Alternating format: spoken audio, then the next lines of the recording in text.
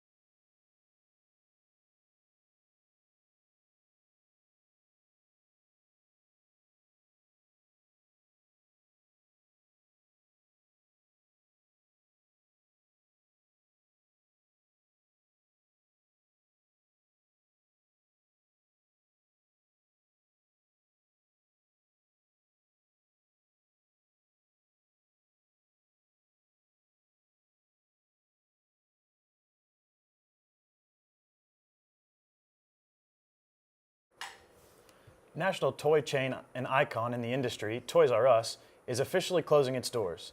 Here with all the details is MNG reporter Sarah Graves. Shelves that were previously piled high with toys are now empty, and the parking lot is packed with customers eager to get a good deal. Toys R Us announced in March that all 800 stores nationwide would be closing. Wichita Falls Assistant Store Manager Kim Nguyen says she has worked at the Wichita Falls store for 20 years. It makes me sad that Toys R Us is closing and that my children will never get to come here and be Toys R Us kids. I have 3 little children that won't get to shop here and experience the store. The store's closing really probably due to a lot more online shopping. People aren't spending the same on toys and out doing the same things as they have been in the past. Toys R Us had over $5 billion in debt after the company became privately owned in 2005. This debt and increase in online sales are the reasons for the closing. The Wichita Falls location employed 25 workers, while the company had 33,000 employees who are now searching for jobs. Die-cast toy collector Ted Claus says he is upset that the store is closing. He came to the store every Friday night to buy more toys for his collection. I'm a Hot Wheel collector, and this has been one of my favorite hidey holes because I'm a die-cast collector. And I've got at least 100,000 pieces of die-cast, not just Hot Wheels, I'm saying die-cast. With only 1 week left, the store has clearance up to 70% off. Liquidators will take anything that doesn't get sold. With Mustang News, I'm Sarah Graves.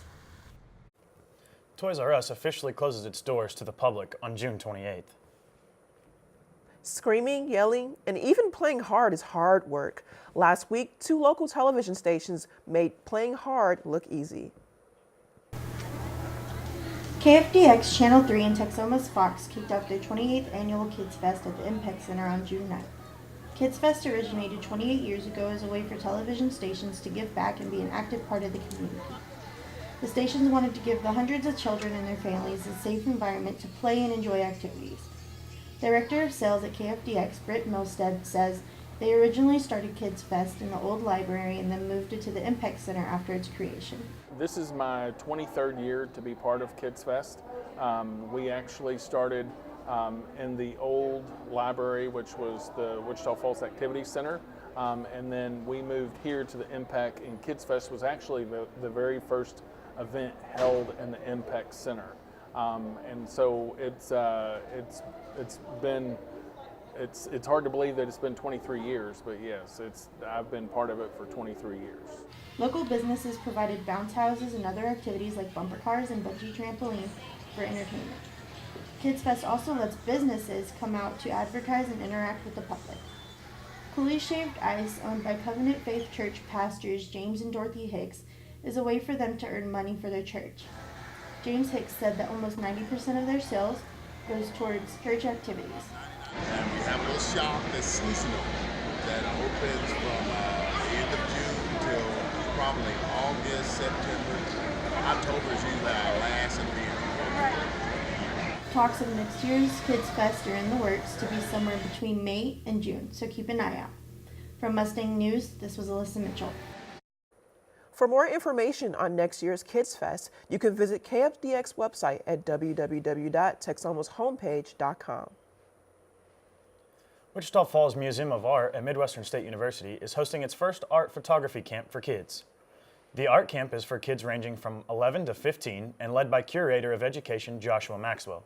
The main focus of the camp is to get students to look deeper into the meaning of photography by using their own pictures as inspiration. The students use cutouts of magazines and journals as an outlet before taking pictures. The camp will be open until June 28th for only $10. Kids are encouraged to attend all sessions of the camp, but may come and go as their schedules allow. Maker Mondays are now Music Mondays for the month of June at the Wichita Falls Public Library.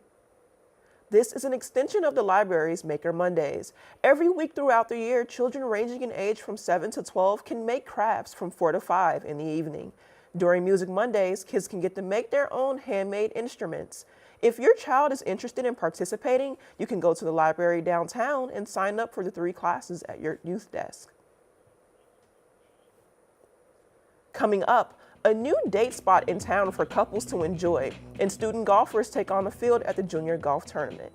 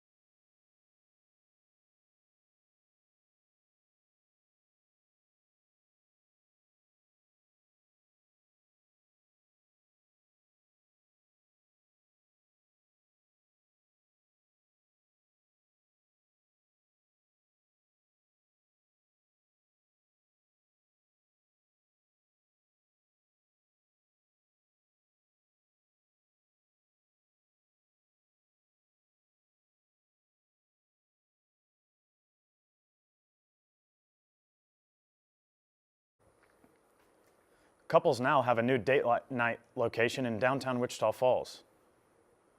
A pair of firefighters opened the winery and coffee shop Hook and Ladder on July 9th. This is the only winery in downtown and sells hand-roasted coffee beans. You could visit Hook and Ladder to try one of their 10 coffee roasts, more than 20 wine selections, and flatbread pizzas Thursday through Sunday on 7th Street in downtown Wichita Falls. While some people may choose to have wine even on the golf course, these 210 junior golfers don't need alcohol to calm the nerves. 3 future MSU Mustangs headline the field at the Texas-Oklahoma Junior Golf Tournament this week.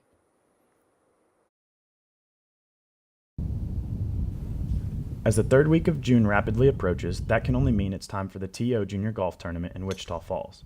3 incoming MSU freshmen are in the field this year: Colton Baber of Big Pasture, Oklahoma, Garrett Leak of Brock, Texas, and Pearson Farnell of Burleson, Texas. MSU head coach Jeff Ray says this tournament also helps to provide recruiting opportunities in MSU's backyard. It does a lot of good. For one thing, the kids can see where we actually play and practice. If they were to come to school here, they can see the country club. It's only 1 mile from the university, which is also a positive. And the course right now is in fantastic condition, so they can see the course, looking like this, see the practice area. So it's definitely a positive. The tournament consists of 140 players playing 2 rounds at Wichita Falls Country Club and 1 round at Weeks Park. This tournament brings lots of attention to Wichita Falls due to the college coaches from all over the country coming to the area to recruit. MSU newcomer Colton Baber fired an opening round 77 on his home course. Colton Baber says home course advantage helps in many ways. The advantages like on the greens and fairways and knowing where to hit it and place the ball. It was fun anyways with my dad caddying. So. Garrett Leak also fired an opening round 77 at Wichita Falls Country Club, followed by Pearson Farnell firing an opening round 81 after getting off to a tough start on the Country Club's par 5 10th hole. The men will be concluding at the Country Club on Wednesday for the final day of the 54-hole event. For MMG Media, I'm Clayton Keck. For the final results, visit the TO scoring website at tojuniorgolf.com. Today at Mustang Corner, we have a very special guest and team player from Midwestern State team softball team. Now joining us is Carly Woosley. Hello, how are you? Hi, thank you for being here today, Carly. Thank you. How are you today? I'm good so far. Awesome. All right, Carly, so my first question for you today is, tell us how you got involved with softball at such a young age, and what motivates you to get out there and play? Both my parents were very involved with all sports growing up, but they met playing softball, and they are both inducted into the Oklahoma Hall of Fame for softball, so it's just a big sport in our family. And so it was really easy to get me involved with it as well because they are both playing while I was growing up. So it just came natural to me because I was around it my entire life. And I grew a love for the game. So when it gets hard out there playing, especially college ball, it kind of gets hard because you're working every day, you're working out, but you have to remember the love for the game that you have that got you there. So that's usually what I try to remember when it's a 2-hour workout and you just got done, you have to go straight to practice. You have to remember that you're there for a reason and you started because you love the game. Wow, that is truly an amazing story. And with that being said, how did you start off here at Midwestern State University in Wichita Falls, Texas? Yeah, I never even heard of Wichita Falls, but my first year I went to University of Central Oklahoma in Edmond, Oklahoma, but that wasn't a great place for me. The school was fun, but the coaches were a little bit hard to handle and hard to get along with. So I ended up leaving, and I found Coach Ryle here because he coached me when I was about 14 to 18. We went to a lot of tournaments together. Found him, he offered me a position, and I came up, made the visit. It was a town that I liked and a place that I liked, nice facilities. So I chose to come here, and I've loved it ever since. So with you starting off and learning how to be a team player and following after your parents and making your way toward here at Midwestern State University, so tell everyone, what position do you play and what does that mean? Okay, so technically I'm a utility player, which means I can play every position on the field. I don't pitch. I used to, but not for the college level. But I have caught, I've played first, second, short, third, and all the outfield, center, right, left, while I've been here at Midwestern State. So that means, obviously, as a utility, you can play those positions, but technically this year I was a second baseman or right field, but most of the time I was at second. So would you say that, as you stated, you pretty much do everything, so you're like the big dog on the field? Some would say, but it's kind of hard not having a position. So you're not technically like, I mean, you're good at every position, but some people are specified to play first or a specific catcher. So they have an advantage over you because they've done that position their whole life. Whereas I've done all the positions my whole life. I've never focused in on one. So that's where some people have an advantage over me, but I can easily slide to wherever I need to be and do decent. So with that being said, speaking of team positions, how would you describe your team? My team last year, we were very close.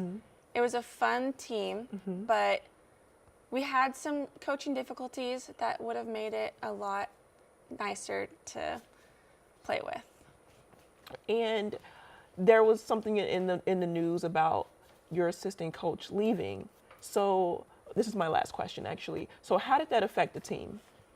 We all loved her, Coach Schultze. She was awesome. She kind of kept us all sane sometimes when the head coach wasn't doing exactly what we wanted him to. But, you know, it is what it is. She just got a great opportunity, and you can't blame her for doing that. She's getting paid and getting her master's done at the same time. So. Nice. Well, Carly, thank you so much for being here today. That is all the time that we have today. Thank you for being here and talking with everyone. Good luck on your future endeavors, and I'm sure we'll see you knocking the ball out of the park next season. Thank you.